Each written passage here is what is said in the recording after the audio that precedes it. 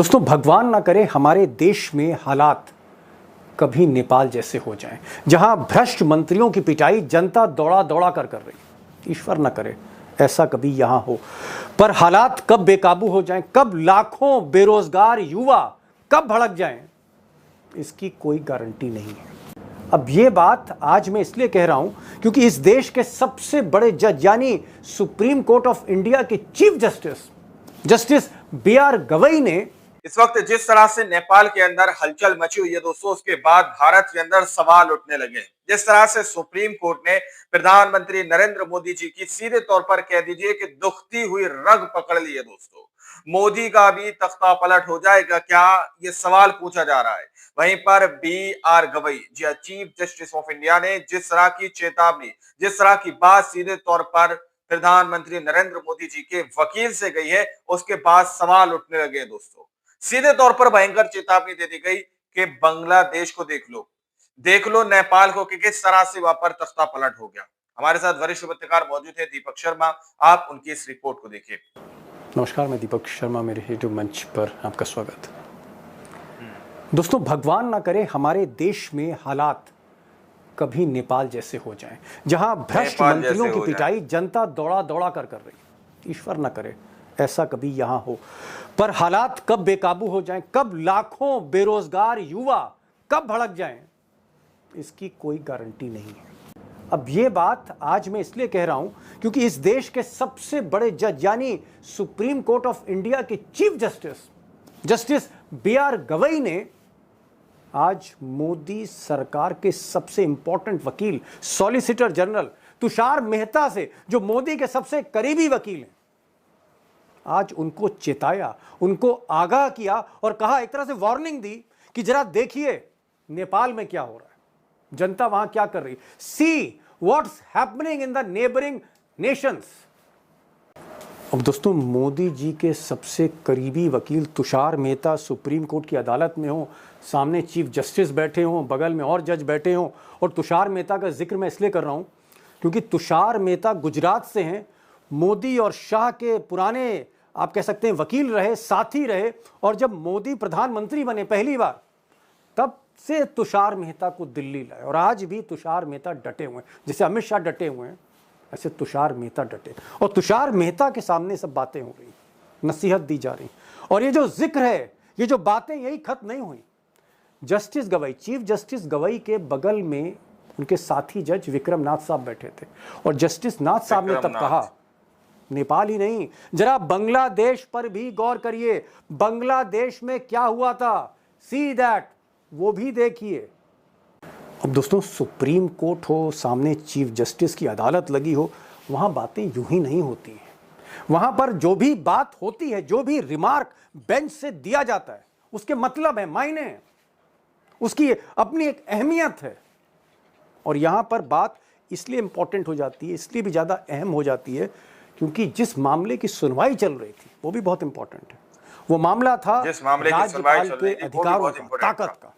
वो मामला था जहां पर राज्यपालों ने गैर बीजेपी सरकारें, जैसे तमिलनाडु की सरकार है या फिर पंजाब की सरकार है या पश्चिम बंगाल की सरकार है, यहां पर गवर्नर, मोदी जी के गवर्नर जिस तरह से दखल दे रहे हैं, या जो बिल विधानसभा से पास होते हैं उनको रोक लेते हैं या राष्ट्रपति को भेज देते हैं, यानी जिस तरह से गवर्नर हस्तक्षेप कर रहे हैं चुनी हुई सरकारों पर, यह मामला था। और इस मामले का संदर्भ लेते हुए अगर इस तरह की बातें चीफ जस्टिस साहब कहें कि जरा देखिए नेपाल में क्या हो रहा है, जरा देखिए बांग्लादेश में क्या हो रहा है, तो ये एक तरह की नसीहत है, एक तरह की नसीहत है या फिर चेतावनी है कि समझ जाओ या ना माने, देख लो।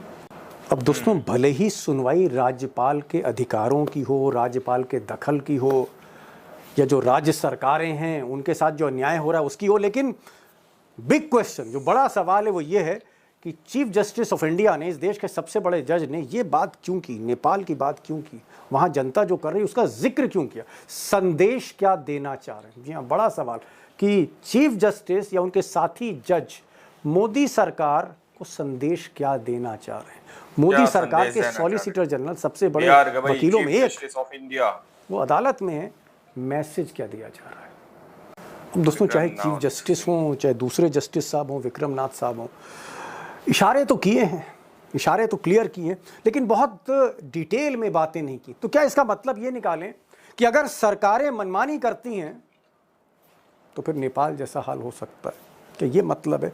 अब ये अगर मतलब है तो ये बहुत मतलब ही है। संवेदनशील है सवाल, बहुत ही संवेदनशील है। और इसीलिए आज मैंने बहुत ही एक्सपीरियंस्ड, बहुत ही तजुर्बे वाले संपादक जो पिछले 50 वर्षों से सक्रिय हैं, देश की राजनीति को समझ रहे हैं, अदालतों को समझ रहे हैं, विदेश मामले समझ रहे हैं, और मोदी जी को वो गुजरात से जानते हैं, गुजरात से लेकर दिल्ली तक। मुख्यमंत्री जब मोदी जी थे, मोदी जी जब प्रधानमंत्री थे, आप कह सकते हैं काफ़ी गहराई से जानते हैं। श्रवण गर्ग साहब को मैंने बुलाया और उनसे समझने की कोशिश की गहराई में जाकर कि इसका मतलब क्या है, कि जो नेपाल में हो रहा है ज़रा वो देखिए, ऐसा क्यों कहा चीफ जस्टिस ने।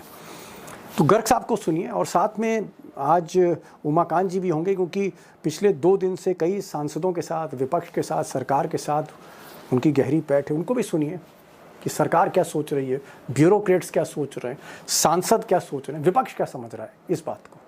गर्ग साहब, मेरा जो सवाल और बुनियादी सवाल ये है कि ठीक है, नेपाल की घटनाएं हम देख रहे हैं और बांग्लादेश की घटना भी हमने देखी, लेकिन मामला गवर्नर्स का था, मामला जो है वो राष्ट्रपति मुर्मू का था कि किस तरह से भाई हस्तक्षेप कर रहे हैं राज्य सरकारों में।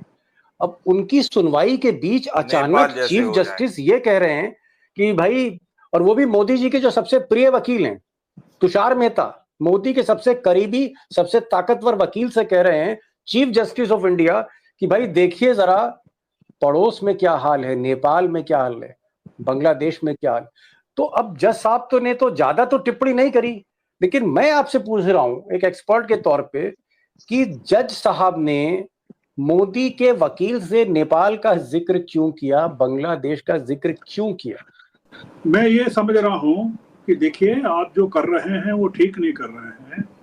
ओके। जो कर रहे हैं वो इस तरह की परिस्थितियों को जन्म देता है। प्रेसिडेंशियल रेफरेंस पर चर्चा हो रही है। प्रेसिडेंशियल रेफरेंस क्या है कि सुप्रीम कोर्ट की बेंच ने जो कहा कि आपको 3 महीने के अंदर गवर्नर को, राष्ट्रपति को भी राज्य सरकारों की विधानसभाओं द्वारा पारित बिलों को स्वीकृत या अस्वीकृत करके वापस भेजना पड़ेगा। आप कह रहे हैं कि अनिश्चित काल के लिए हम रोक सकते हैं, ये हमारा अधिकार है जी। बंगाल की सरकार, तमिलनाडु की सरकार, कर्नाटक की सरकार, तमाम केरल की सरकार ने, पंजाब की सरकार ने प्रतिनिधित्व किया है, रिप्रेजेंटेशन किया है, एफिडेविट दिए हैं कि ये जो विधानसभाएं हैं, चुनी हुई सांसद नागरिकों की विधानसभाएं हैं, वो अगर कोई रिजोल्यूशन पास करती है तो गवर्नर को क्या अधिकार है कि वो उस पर बैठा रहे। और तमिलनाडु में तो जो गवर्नर हैं उन्होंने हद कर दी। उनका इशारा ये है गवई साहब का, जो हम समझते हैं गलत भी हो सकते हैं, कि जनता की मैंडेट का अगर अपमान करेंगे, जनता की मैंडेट को आप स्वीकार करेंगे, तो फिर आपको तैयार रहना चाहिए कि आपके यहाँ भी इस तरह की परिस्थितियां हो सकती हैं। ये एक मुद्दा है जो नेपाल में हमने देखा या जो बांग्लादेश में कर रहे हैं कि आप देखिए क्या हो रहा है। वो क्या जवाब देंगे तुषार मेहता? जिस मामले की जवाब दे पाएंगे क्या कि वो जो हो रहा है गलत हो रहा है? वो क्या कहेंगे, गलत हो रहा है जो हो रहा है, या वो कहेंगे सही हो रहा है जो हो रहा है? वो जवाब ही नहीं दे सकते। वो जवाब के लिए सरकार से पूछना पड़ेगा उनको कि मैं क्या जवाब दूं। जो चीफ जस्टिस हैं उन्होंने देश के ऊपर बहुत बड़ा एहसान किया ये सवाल पूछकर कि सरकार को कटघरे में खड़ा कर दिया उन्होंने कि आप जो कर रहे हैं या सरकार जो कर रही है वो देख नहीं पा रही है कि दुनिया में क्या चल रहा है, अपने पड़ोस में क्या चल रहा है, बांग्लादेश में क्या चल रहा है, नेपाल में क्या चल रहा है। और या फिर इसी तरह से चलता है, देख लो, मतलब इशारा है कि आपको फिर तैयार रहना चाहिए इन तमाम चीजों के लिए जो हम समझ पाते हैं कॉमन मैन के हिसाब से।